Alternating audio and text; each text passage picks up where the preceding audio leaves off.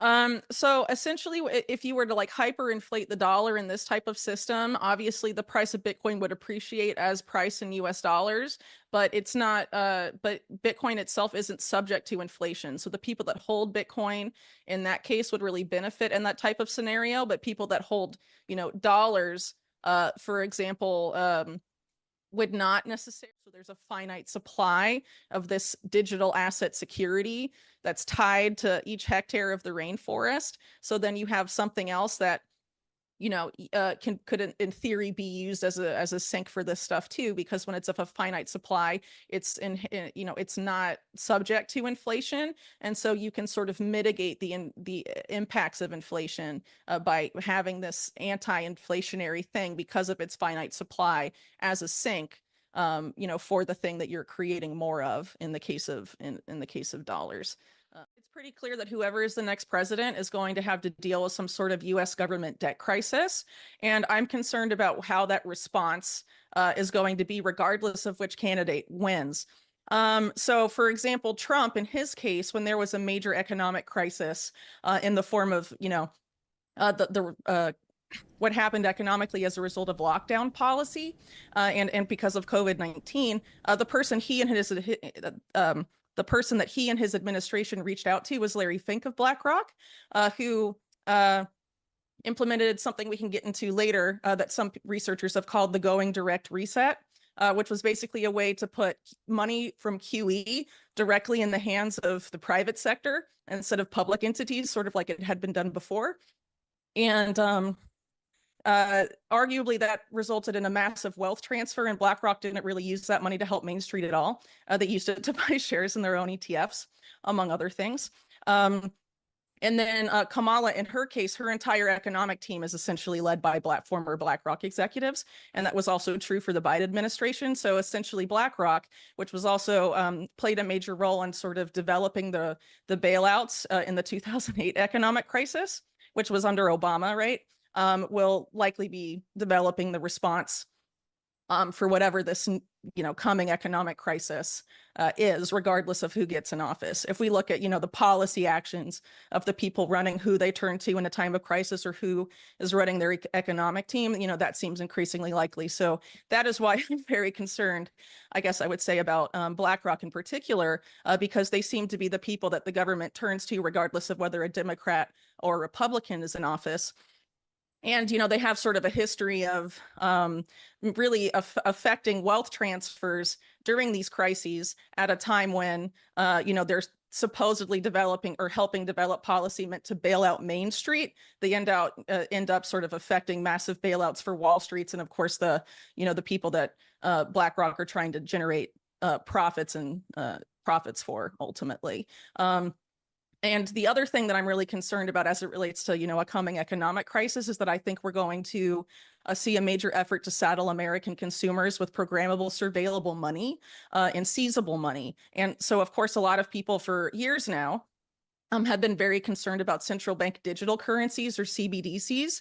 But there are also things issued by the private sector, like stable coins, for example, that are just as programmable and surveillable and seizable as CBDCs are. So I think it's very likely, in the event of a major debt crisis or some sort of crisis that damages significantly regular Americans' purchasing power, there will be an effort to onboard Americans onto one of those two versions of programmable, surveillable money. So it's possible, if Kamala wins, we could see a CBDC or something like that. But in the case of Trump, he's sort of come out in favor of stable coins. He did that recently at his speech at the Bitcoin conference earlier this year. And, stable coins are just as programmable and surveillable and seizable as CBDCs in theory are. And I think those, as people have rightly pointed out, are a threat to our financial privacy and ultimately our financial freedom. So I think people should be focusing not just on CBDCs, but also, these other I guess, digital currencies that have the potential to offer those same, Orwellian functionalities to the people, issuing them and producing them. And some Okay. of those prominent stablecoins, like Circle, for example, have major alliances with BlackRock, and BlackRock has a minority stake in them, and have said in their some of their SEC filings that the stablecoins can be used to manipulate the price of Bitcoin, for example.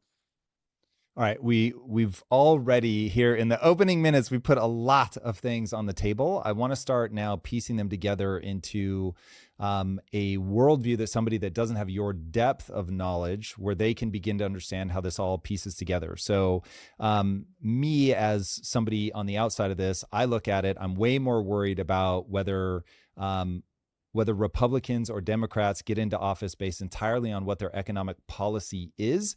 You're really the first person that's been clear in saying, no, you're looking at the wrong level of analysis. You need to understand that they're both going to the same people to come up with their policies. So whatever promises you hear, that's ultimately not going to matter. So what I want to understand is, if BlackRock is really where we should be paying attention, if Larry Fink is who they're both basically going to go to, or Larry Fink affiliated entities or people, what is BlackRock's agenda? What do they want? Yeah, so I think there's things that we can look at as far as BlackRock is concerned that sort of give us clues as to what their agenda may be. And the most concerning thing to me about that, as it relates to people like Larry Fink, is that Larry Fink is on record saying things like markets don't really like democracies because they're messy. Markets like totalitarian governments. And Larry Fink is someone who's been very obsessed with risk management most of his career, and sees essentially free democracies, and arguably also a free market in some senses, as as generating more risk than perhaps he would like to handle. So when you're able to sort of control and centralize both markets and governments, you're able to control the amount of risk that's there. And so maybe that's good for asset managers like Larry Fink, who are obsessed with this kind of stuff. But for regular people, ultimately it reduces the amount of freedom that we would have. So I sort of see Larry Fink as someone who's looking to centralize power and centralize wealth.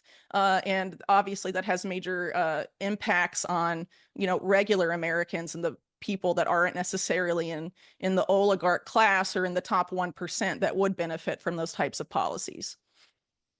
Whoa. Okay. That is extremely direct. Okay. So you have somebody who understands this is about risk mitigation, that a democratic government is going to have a lot more volatility. I mean, even as I think about America having this moral standing in the world, sort of being the world's cop, but every 4 years we have this sort of violent whiplash from one policy direction to the other. I've often thought about how jarring that must be to other world leaders. And so for better or worse, I can actually see what you mean. If somebody is investing in the marketplace and they want to make sure that they have a predictable level of risk so that they can not completely control the outcomes, but that they can narrow the band of outcomes so that they don't have this gigantic potential downside. And the way that we get that is totalitarian top-down control. Okay. That's a very clear thesis. Now the question becomes, how are they going about doing it? What are the mechanisms?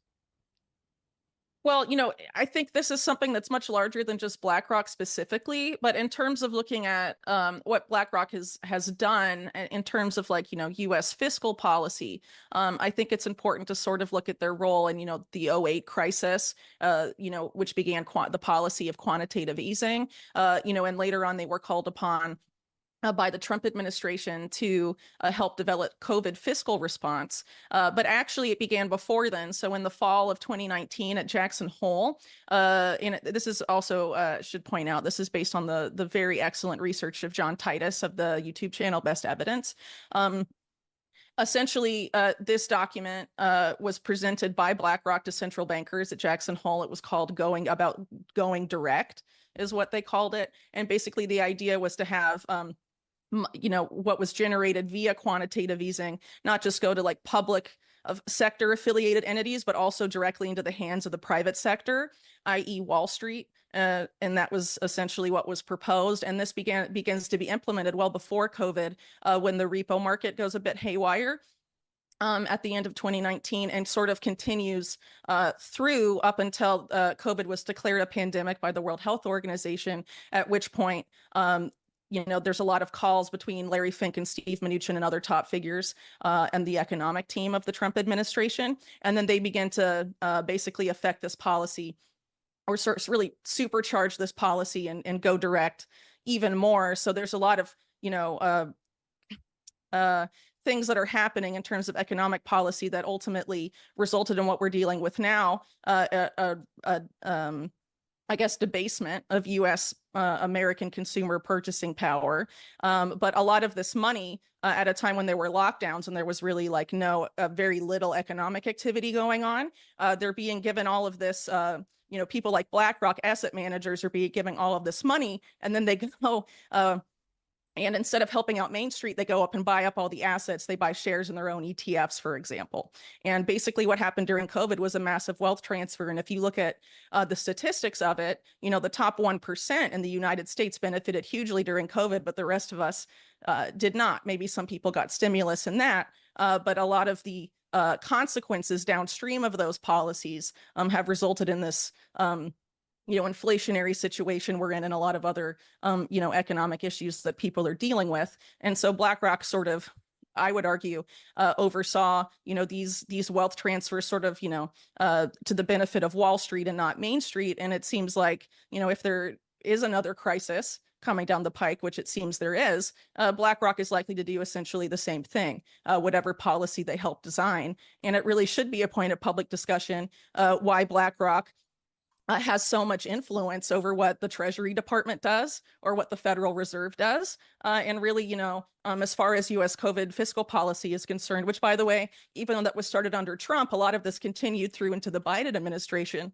who, again, Biden's top economic people are former BlackRock executives. Why is this particular asset manager on Wall Street so embedded with the development of U.S. fiscal policy, which at times when that fiscal policy is meant to help regular Americans, it has not been doing that when BlackRock is involved. And really, this is something that most Americans don't even know happened, All right. So this is begging a really interesting question, which is the idea of going direct sounds awesome. Like if I'm an individual person and you're going to do quantitative easing, which for anybody watching this that doesn't know that, it's printing money. You're injecting money into the system. Yay. Which is actually terrible. I have a whole thing on that. We'll get to that later. But just for now, so the Fed is printing money. It's putting it into the system. Now, putting it into the system via treasuries or bonds, that's lame, because ultimately that's the people that hold those assets, they get richer. The average person does not hold those assets, and therefore you're bypassing the middle class, let's call it, the average person. So I always thought, oh man, that's a terrible way to do it. So I would probably have fallen for, let's go direct. Let's just give the people the money. So how is it that by going direct, if I'm understanding the mechanism there, where we're giving you a stimmy check, it's going directly to you, it's in your name, you get a check cut to you. How does that facilitate the wealth transfer more rapidly? Maybe I didn't explain that exactly well, but the idea of going direct isn't so much that no, not at all. And it's also, again, this is the work of John Titus. And so I'm sort of giving it, describing his work. So I may not be doing the best job in explaining it either. But as I understand it, it was about putting the money not just in public sector linked entities, but also to the private sector, i.e. Wall Street banks directly. So instead of Wall Street banks trying to get some of this, QE generated money or funds or whatever, having to go to a public sector entity to obtain them, they just receive it directly. Okay. So it's not necessarily going to regular Americans directly. It's not going directly from, money creation to regular Americans. It's going, instead of being just, the money generated is going to these public sector entities to be distributed, it's going directly to the private sector. So they don't have to get it from the public sector entities. It just goes straight to them. So it facilitates, so they don't really have to do the public-private partnership thing to get their hands on it anymore. They just receive it directly. They take out the middleman, I guess, from their perspective. Okay, and what is that mechanism? So I understand when the Fed is buying bonds, that's very clear. It's an easy way to get things into the system. But if they're just giving the money to the banks, how is that explained or recognized on a P&L? Like, I don't understand how that makes its way, unless Yeah, you're just saying, to you now have describe money. to describe the exact mechanism, again, I would refer you to John Titus or his work, his article on Going Direct on the Solari report, which you can view for free. It's very well documented and describes all of that in detail. And he is, I'm just sort of pointing out his research because I think it's very important as it relates to BlackRock and what their impact on COVID fiscal policy response is.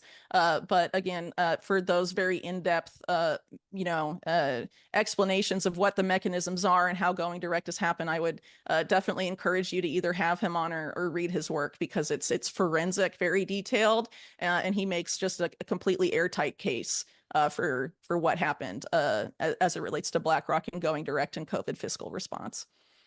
Got it. Okay, so I will make my best guess right now, but if going direct means that I'm the Fed and I'm giving money directly to banks, banks still, even if they want to do fractional reserves, they are going to have to get the money into somebody's hands somewhere. Now, you mentioned earlier that they were buying their own ETFs. So, Yeah, but it's my understanding the banks don't have ETFs. A company like BlackRock obviously would have ETFs. they So do. Yeah. would somewhere in the going direct philosophy, is money ending up getting sent directly to BlackRock, or are they borrowing money from the banks who are getting it directly from the Fed? Well, in BlackRock's case, there was a funding facility set up. There were several set up during COVID, but there were a couple of them, I think two, that were essentially given to BlackRock to manage. And again, this is a policy that BlackRock wrote well before COVID about what the Fed should do during the next downturn. And then the Fed implements that plan exactly well before COVID-19. And then when COVID-19 happens, they sort of supercharge the policy and then develop these funding facilities allegedly for bailing out Main Street as a result of lockdown policy. And then BlackRock is directly managing a lot of those funds. Woo. Okay, so I'm going to lay out my understanding of BlackRock, how they work, tie that to what I've just heard you say. This is all very distressing. Okay, so here's my understanding of the way that BlackRock works. BlackRock says, hey, boys and girls, invest your money with us, and we are going to do things like ESG investing. So we're going to, because when you, dear person, investing your 401k with us, you actually will get voting rights in some of these companies that you now own things in. But what we're going to do is we're going to aggregate all of those rights, and we're going to go in on your behalf, and we're going to push for ESG is an easy one. So they themselves, it's not like they had the money and they're investing their own money. They're actually aggregating the capital of people that are investing with them, and they're then aggregating their voting rights. Cool. That was already distressing enough. Now, what I hear you saying is that through this going direct policy, the Fed is going, hey, BlackRock, you guys know how to invest money. So as a way to get this stimulus into the economy in a way that will really stimulate Main Street, we're going to give it to you. You guys will know where to invest that money. You'll know how to aggregate the voting shares and really be able to do something wonderful for this country. Now, if BlackRock were doing something wonderful for this country, we'd be in great shape. But if BlackRock is doing something that isn't wonderful, we're now in a really bad spot. Do I have the gist of this correct? Yeah, I would say that's fair. And I think now it's perhaps different than in times past where you have, in the case of Trump, Larry Fink used to be, Trump's personal money manager. And, Trump is on record saying that Larry Fink made him a very large amount of money as a result of that partnership. And then in the case of Biden and Kamala, you have, basically their economic policy, Bidenomics, or what will become Kamalanomics or whatever, essentially being designed by former BlackRock executives as well. So, if this is what they did during COVID, and we can look at, the other things that BlackRock has done as it relates to US fiscal policy in the past, it seems like that's what we can expect, regardless of who wins in November. If the next 4 years brings us some sort of economic crisis, which it seems likely that there will be some sort of economic event. You have people like the former Speaker of the House, Paul Ryan, saying that it's very likely the next president is going to deal with the US government debt crisis, for example. So, this isn't something I'm just speculating on. There's like major politicians that say we should very much expect some sort of economic crisis to come on the scene over the next, 4 to 5 years.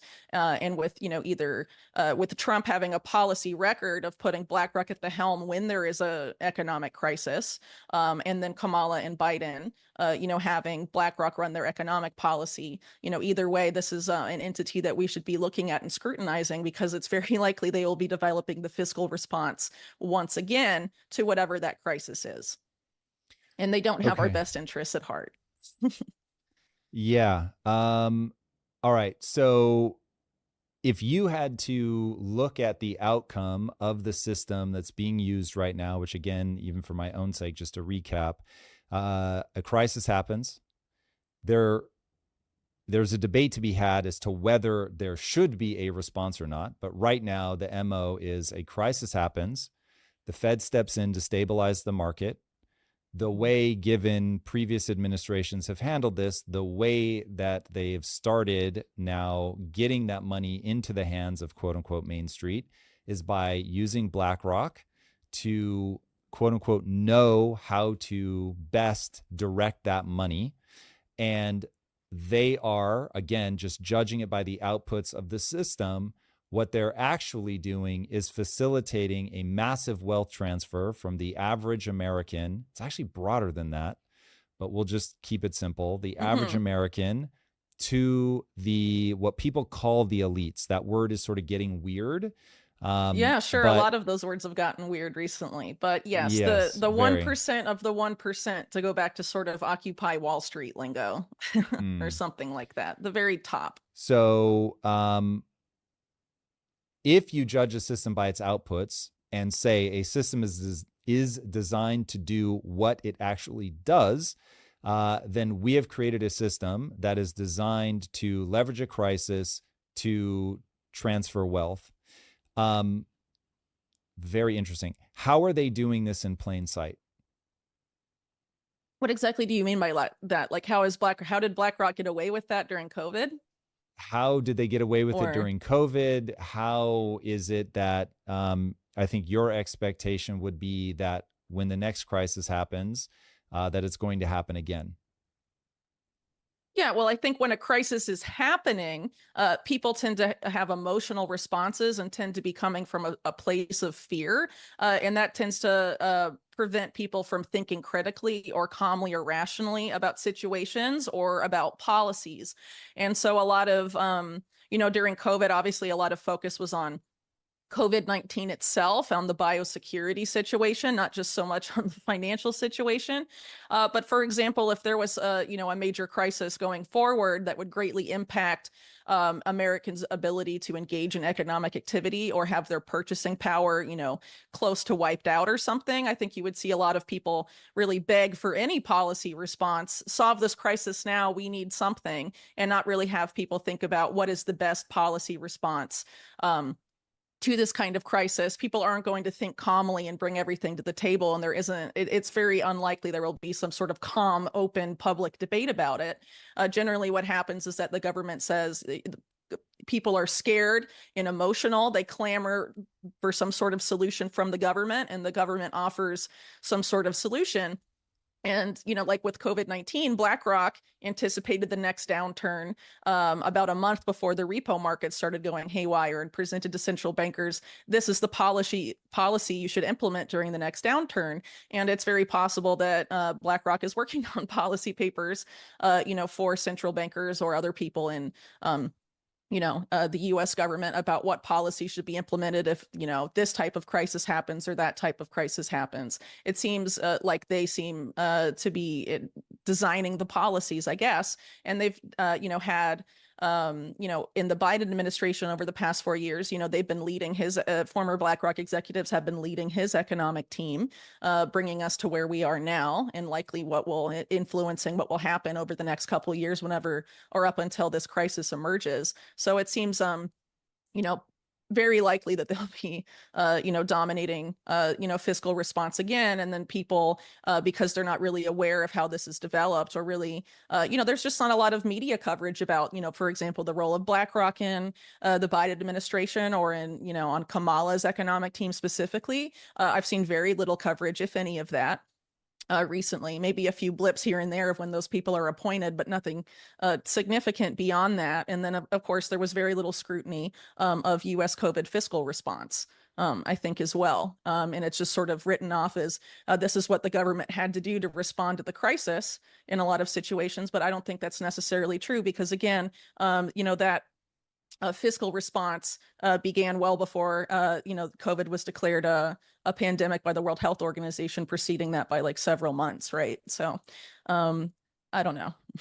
I think it's a complicated situation. It's complicated to anticipate what will exactly happen. But again, history tends to repeat itself in these cases. And the fact that you have BlackRock so embedded with the Democrats specifically, and also have this historical precedent with Trump when he was in office last time, it seems very likely that they'll be doing this again. So I guess my role in this is to try and generate awareness so we can have a discussion before that time of crisis, when people are emotional and afraid and concerned about their money, about whether we should be having BlackRock at the helm of this when the next crisis emerges.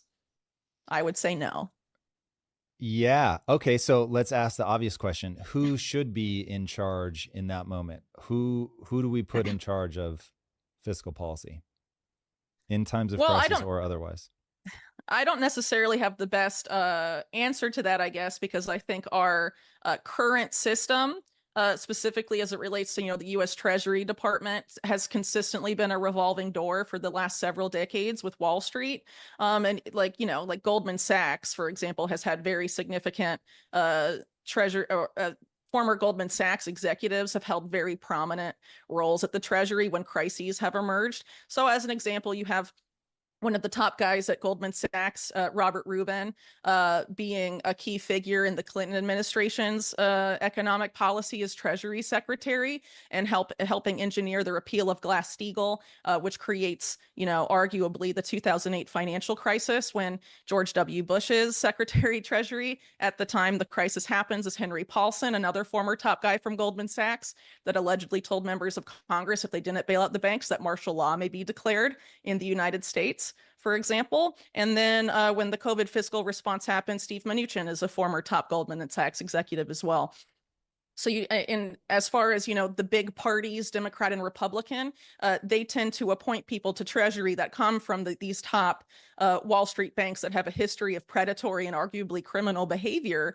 And so, I think there needs to be a much larger structural change, I guess, to prevent that type of revolving door policy, if we're going to see any sort of meaningful fiscal response to a crisis that actually does take, the needs of regular Americans into account. Because historically, that is not what has happened. And the people that come to Treasury tend to have the best interest of Wall Street at heart, and not the best interest of regular Americans at heart. And I think, again, that's sort of a phenomenon that's not exclusive to Treasury either. You have this type of revolving door phenomenon in really most aspects, if not all, of the U.S. government, where you sort of have regulatory capture, of the people supposedly regulating those industries. The industries themselves tend to have put their top people, at least these days, into those major regulatory positions through this revolving door phenomena. So I think we need to find a meaningful way to stop that before we can expect that, major government fiscal response would be designed with the interest of regular Americans at heart, with Main Street at heart and not Wall Street at heart. Okay, the question becomes, how do we do that? So walk me through, just so that we're not talking abstract stuff, we're really bringing it down to earth. What are the interests of Main Street or the average American? Well, I think regular Americans would like to stop having their money stolen from them or being misused on things where it's basically being sent to enrich multinational corporations, particularly in the war industry, where you have a lot of, there's been a lot said over the past several years, decades really, about the military industrial complex and how a lot of the wars that U.S. empire goes to start in other countries Whitney, generates a I'm windfall of gonna profit. stop you. I'm gonna stop you really fast, just because you know this stuff so well, that you'll fractal into 10 more extremely valid issues. But I want to start with, you just said regular Americans want to stop their money being stolen from them. I will say, I don't think the average American realizes that their money is being stolen. Whenever I bring that up, I feel like I'm screaming into the void. So how exactly are Americans' dollars being stolen from them? Okay, I would say it's going to things that are not actually building necessary infrastructure or Do you mean meeting tax? Americans' needs. So money's being taken Well, from them via tax and just yeah, misspent? so yeah, I think taxpayer money has been people taxpayer wealth and the money brought in through taxes has been misused and essentially stolen for a very long time. If you look at the work of Catherine Austin Fitts and Mark Skidmore, for example, they noted that like $21 trillion of US taxpayer money essentially was stolen, and they can't really explain what happened to it. So, that alone is very When significant. let me ask, is taxation in and of itself theft? Um, I mean, I think under the current system, because if anyone's familiar with my work in my books, for example, I sort of argue that our government has been overtaken by this network of organized crime and intelligence agencies that have essentially fused their operations and did so in the immediate post-World War II era. And I think financing their operations when they're at the helm is not good, and that the fact that our money is being taken from us ostensibly to provide services to us, and if you believe in the development agenda abroad, the rest of the world. But we know, if you look into it, that that's not actually what is happening. This money is being used to benefit this particular group that has taken control of our institutions and is very corrupt. I think in that case, yes, it's not good at all. In an ideal system, perhaps I'd have a different opinion, but that's not the system we have as it is right now. So I think, in this situation, we need to really look at how our taxpayer money is being spent. And a lot of it is spent on weapons. A lot of it is being sent to other countries with no, stipulations on how that money is used, no oversight. An insane amount of money was spent on quote unquote nation building during the war on terror in Afghanistan and Iraq, for example, with really nothing to show for it. And arguably, and some people have really effectively argued that it was really a money laundering operation at the end of the day, a way to sort of take taxpayer money and then have it go to the hands of these contractors and other entities, and it ends up elsewhere with nothing to show for it in these particular situations. And I think there's plenty of waste and plenty of examples also in the US domestically where contractors have been given taxpayer money to do things and they don't actually do the things that they're supposed to do. And there's really very little accountability for those things when they happen because a lot of people aren't really aware or really follow up on where their taxpayer money is going. And there's a lot of trust that I think people have placed in congressional representatives that they're going to do that due diligence for them. But most people in Congress are multimillionaires who are funded by billionaires and multi-billionaires and tend to have the interests of those people at heart and not exactly,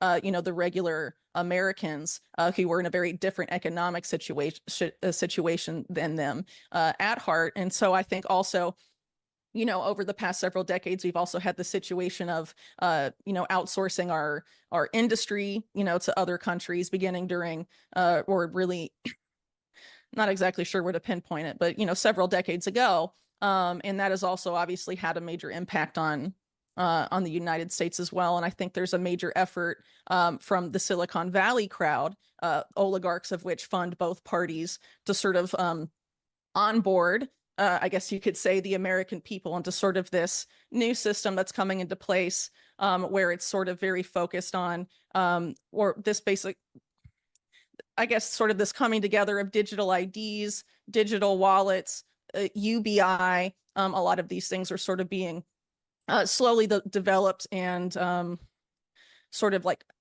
promoted to people. But I think ultimately, you would only have that type of situation where UBI is necessary. I just want to make sure that we go point by point right now. Okay, so all of that makes sense to me. But I want to go back, because when I think about what the interests of the average American are, it's, I want to be able to take care of my family. I want things to come in at a reasonable cost. I want to be able to save for the future. I want to leave something for my kids, and I want to make sure that my kids have a better future than I have. I feel like if you have that for the vast majority of any nation, I literally think it's completely agnostic. I think that's just what humans crave. Sure. If you have that for people, you will have a healthy, thriving society. Assuming we're in agreement with all of that, even if you're BlackRock and you're super greedy, it does not make sense to hollow out the middle class, because eventually, as history teaches us, they come for you. And when they come for you, they come with pitchforks and guillotines, and it's not a good look. So what is it about this moment where the elite are so deranged that they are, from where I'm sitting, playing with fire? Do they just think that we're so stupid that we'll never rebel? Are they counting on this time will be different because they have more control? I don't understand why they would do this. Yeah, it's hard to know exactly why, but I think it's important to say that at least in my opinion, I think where the powers that be, however you want to define that, are taking people is essentially leading us to some sort of two-tier society where there is really no need for a middle class, and it's really more accurately described as like a neo-feudal style society, where you have a large underclass managed by sort of this more elite group that would do the managing. And I think it really falls under what some people have referred to as technocracy, sort of this idea of more of like a scientific dictatorship. And there's actually this prominent figure from the Club of Rome named Dennis Meadows, and the Club of Rome is an entity that has a very intertwined history with groups that have become infamous over the past several years, like the World Economic Forum, for example. But Dennis Meadows essentially said something to the effect that, for the good of people and the planet and the economy, and in his words, that it was going to be necessary to either reduce the world's population so that people could have freedom and use resources the way they want, or that there would have to be a scientific dictatorship imposed on 8 billion or 7 billion people in order to ensure accurate allocation of resources and all of this stuff by a educated, technocratic, scientific elite. And there are some thinkers in Silicon Valley, like Eric Schmidt, for example, who wrote a book on AI with Henry Kissinger, that essentially say that there's going to be this sort of future brought to us by AI, where there will be the class of people that understand how AI works, that program and maintain it. And then there will be this underclass, really, they don't say underclass, but I would say that, of people who AI acts upon, who can't understand what AI is doing to them. And eventually, because of their dependence on AI, will become cognitively diminished and mentally unable, essentially, to make decisions for themselves without AI's help.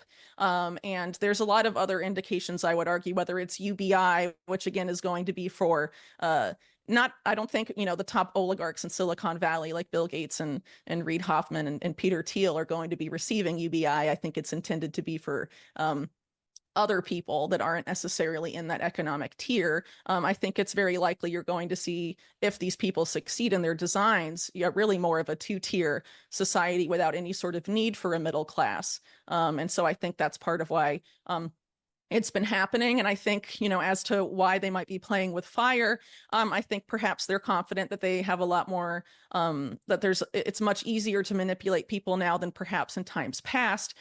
For example, There was a 2014 research study that was funded by the US Air Force that was about studying how to use social media to control people like drones.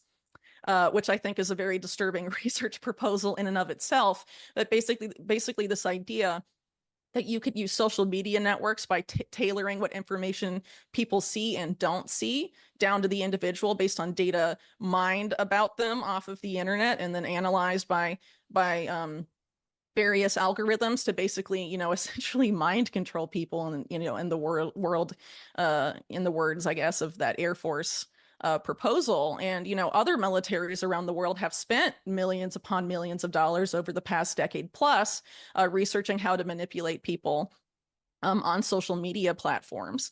So I think it's very possible that they think they can manage it since a lot of, discourse has become increasingly online and that, they can really alter how people perceive reality to unprecedented degrees. And another thing that's brought up in this book by Schmidt and Kissinger talks about, eventually people won't be able to know what's real and what's not, either pointing to things like AI deepfakes and things like that. But, what if these deepfakes are wielded by the state to manipulate people? And what if we're led to believe that things happened when they didn't happen? This can be a lot of the fear mongering about deepfakes is when it's in the hands of, an alleged cyber criminal or someone like that. But, there's states around the world that have an arsenal of these digital weapons that are meant to manipulate us in our perception of reality and what's real. And if you can, use AI or other means to control how people perceive reality, you can control their behavior and a lot of other things. So I think they're confident in that. And obviously there's probably other things that I'm leaving out, but that's, sort of what comes to mind, at least at first for me when in regards to that question. Is that all? One of my notes is, this is dark. This is very dark. So that I can get a barometer on your worldview, let me ask you, which of the following scenarios would be better?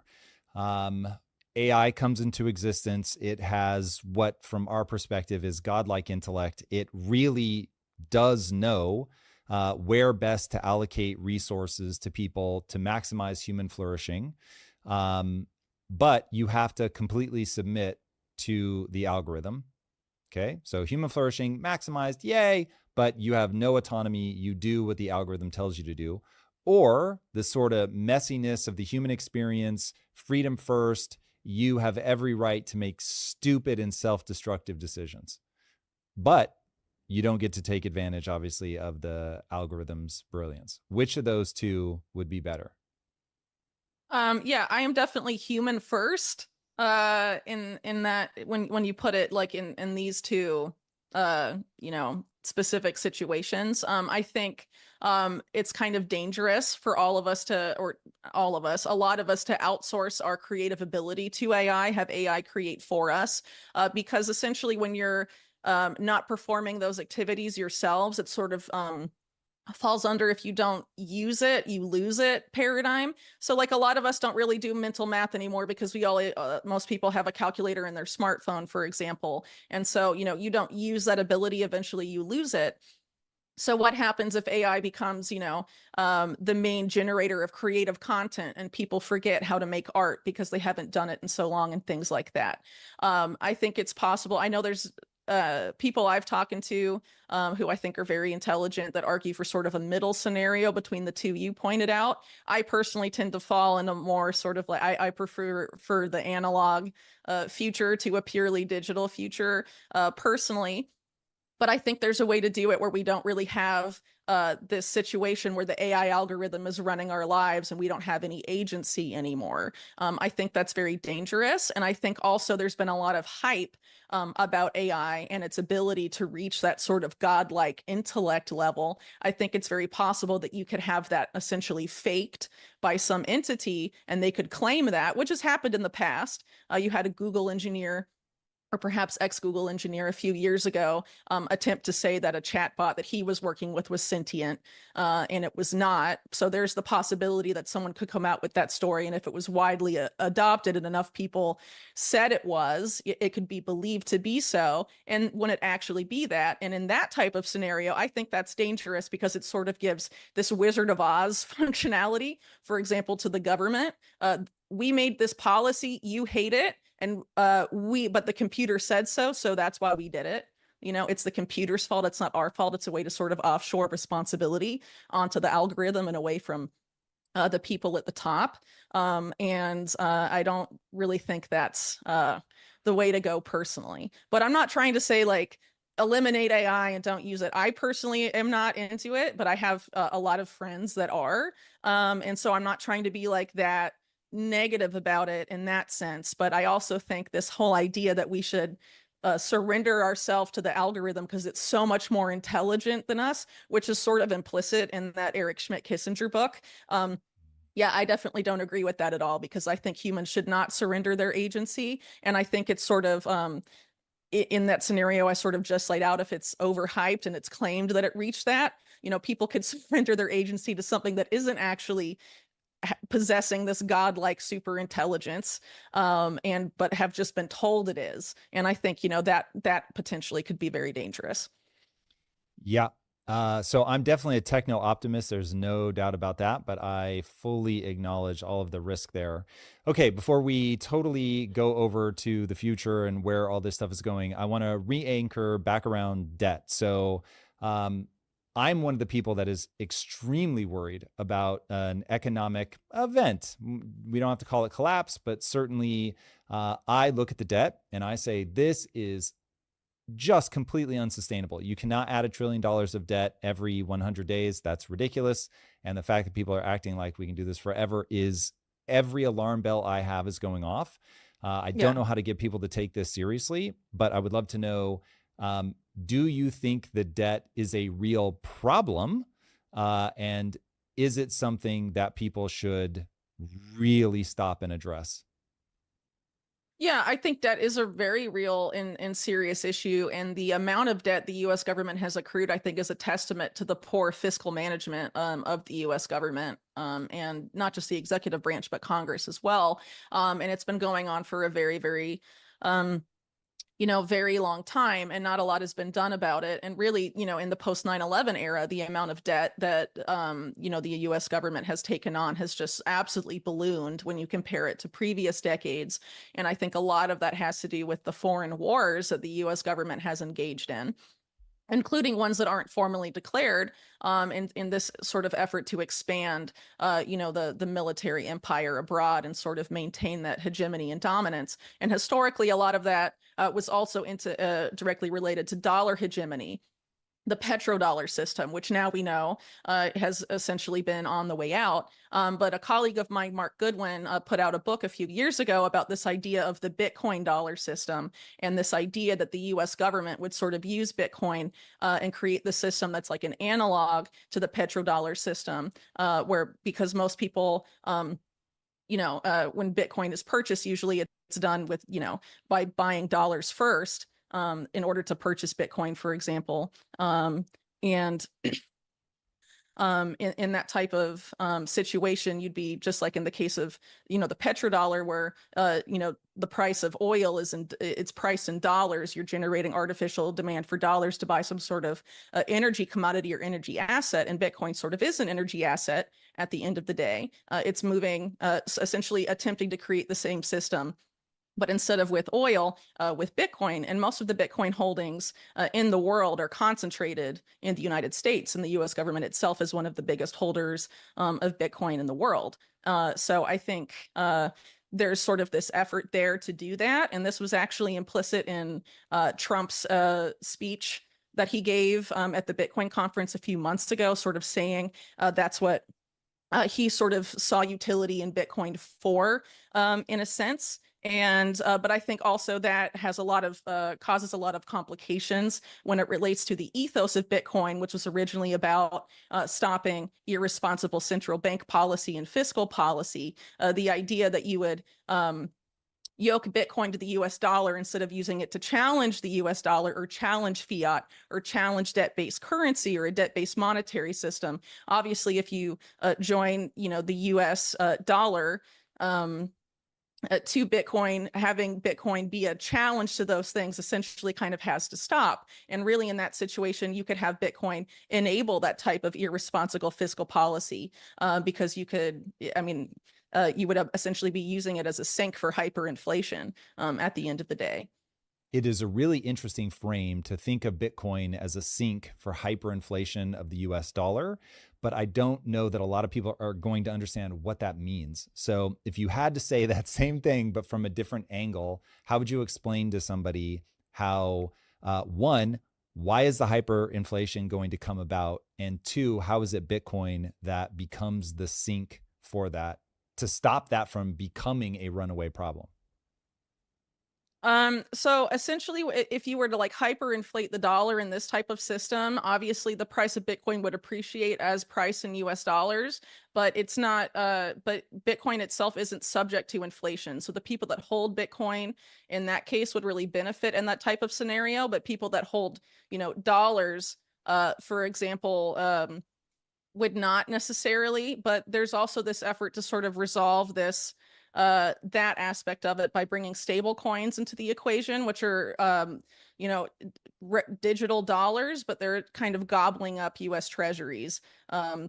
And are buying sort of like nation state level amount of US government debt and servicing the debt at the same time. So sort of the Bitcoin dollar system as I understand it. And again, this is Mark Goodwin's work. So again, he can probably explain it a lot better than me and the detailed mechanisms and all of that. But as I understand it, you would have to have sort of these dollar stable coins in the mix as well, as a way to sort of absorb government debt. And even, these things may not be enough to absorb all of the debt that we have. And so there's these efforts right now, this idea of real world asset tokenization. There's this push into tokenizing what is referred to as natural capital or aspects, I guess, major, like even entire ecosystems essentially, and tokenizing them and using that as sort of like, a store of wealth of finite supply. So there's this one effort, for example, that's seeking to tokenize each hectare of the Amazon rainforest. And there's 750 million hectares. So there's a finite supply of this digital asset security that's tied to each hectare of the rainforest. So then you have something else that could in theory be used as a sink for this stuff too, because when it's of a finite supply, it's not subject to inflation, and so you can sort of mitigate the impacts of inflation by having this anti-inflationary thing because of its finite supply as a sink, for the thing that you're creating more of in the case of in the case of dollars. Okay, that is really, really interesting. I want to walk people through that in my words. Let me know if I go astray. In fact, one thing, I'm going to lay out how I think the dollar hyperinflates, but if you think I get that wrong, please definitely challenge my thinking. So here's what I'm taking away from this. Right now, because of the debt going up like crazy, we are already in a position where the US government is going to spend more just on the interest in the debt than they spend on military spending. Next year, it's projected to be more than Medicare, Medicaid, all of our social programs. And so what's going to end up happening is they will inevitably find themselves in a position where they're going to have to lower rates in order to be able to make good on that debt or default. Defaulting, I think, would be way worse. And so what they'll end up doing is printing money. Now, the problem is printing money, in my words, printing money is straight theft. They are making more of the money so that they can socialize effectively the losses. The losses, yeah. Exactly. So everybody has to deal with the losses, but then they can funnel that money into making good on the debt that they've accrued. Okay, so to do that, then you're going to get into this just death spiral of hyperinflating the dollar because you have to keep printing more of it in order to service the debt and deal with all your obligations so that you don't default. So that will effectively drive the worth of the dollar closer and closer to zero. Every Global reserve currency has had this problem. Even if you look at the British pound, it's lost something like 98% of its value over the last 150 years or something. Is absolutely insane. So this is the nature of currencies. And what you need in order to avoid getting clobbered by that, if you're paying attention, is you need an asset that you can go into that you can store the value of your money. That's why they call it a store of value, that cannot be inflated. And the one that has a lot of cultural attention and energy right now is Bitcoin. That's certainly why I have invested in Bitcoin. I do not trust the government not to just keep printing and printing and printing. But what you're saying is, hey, there's this process called tokenization that we can use to assign ownership to every physical thing of value, such as the Amazon rainforest. And if you own a given hectare of the Amazon rainforest, you know that they aren't going to be making any more of it. So you have something that is a finite supply. You're able to put your value into that. And as long as people value that part of the rainforest, you are good. You have a companion store of wealth to Bitcoin or whatever. But the side part of this is that in order to ensure the integrity of the hectare on which each unit of token is based, you must surveil the forest. And so there's this whole idea of now creating the Internet of Forests, putting sensors on every tree and every hectare of the Amazon in order to ensure that no one's messing with it. And this may also at some point include, the indigenous people that live there, because, if 1 hectare has an indigenous tribe and less trees, right, as compared to another hectare that isn't inhabited, which one is more valuable in the eyes of investors, particularly if there's this effort to impose like a carbon market, a global carbon market, which some people like Mark Carney and other prominent, central bankers and other bankers have discussed at length as a alleged solution, to environmental issues in the world. I think that is something that should be talked about as well. And also the idea is to also use satellite surveillance. And so this particular effort to tokenize the Amazon specifically is teamed up with a satellite company called Satellogic. And Satellogic, the chair of the board is Steve Mnuchin, the former Treasury Secretary. And also on the board is a man named Howard Lutnick, who was recently named to be co-chair of Trump's transition team. And he's the longtime head of Cantor Fitzgerald, which is one of the main dealers of U.S. Treasuries, and also very intimately connected to the stablecoin Tether, which is also invested in Satellogic. So it'll be interesting to see exactly what goes on there as it relates to the satellite firm, which is also, in previous reporting I did with Mark Goodwin, who I mentioned earlier for Bitcoin Magazine, they've been involved in sort of this effort to create a carbon market in Latin America that was built on the Bitcoin blockchain specifically, which is something that I think a lot of, at least older school Bitcoiners who are not really into the idea of carbon markets or any of these things would be, quite against. But I think it's something that should definitely be talked about, the idea of, using satellite surveillance to back all of this stuff up, especially with a company like Satellogic that has, the people I mentioned on the board, but also are, vying for U.S. intelligence and military contracts. And the people that created that company are longtime contractors for DARPA and the NSA and U.S. intelligence. So you're going to have this satellite firm, surveilling large swaths of Latin America. If these efforts, one of which is called Green Plus and the other one called One Amazon, go through, you'll essentially have a company that's tied to, for important people that are, as it relates to the U.S. government, former officials, and also people that have historically been U.S. government and intelligence contractors, surveilling your environment from the sky without a national government really having any say in the matter. I think that's quite problematic. And also Tether is behaving rather, making some interesting choices for a stablecoin issue, or I think as well, they've started investing, for example, in brain machine interfaces, brain chips and that sort of thing. And have also, onboarded the FBI and Secret Service onto their platform, and have been, shutting down people's wallets on behalf of, the Treasury's OFAC. And entities like that. So, I think, some of these stablecoin issuers, the prominent ones anyway, are sort of anticipating this kind of system that I discussed earlier, and are sort of embedding themselves with powerful actors that I think ultimately mitigate their ability to be what some people have argued are human rights tools. Some people have said that about stablecoins in the past. But if you're onboarding, one particular government, which very much has a political agenda as it relates to Latin America and other parts of the world, onto your stablecoin, and are freezing, and taking people's money essentially at the behest of that government, and also getting, invested with people that are, at least in the case of a future Trump administration, are likely to have some political connections there as well. I think that's pretty significant.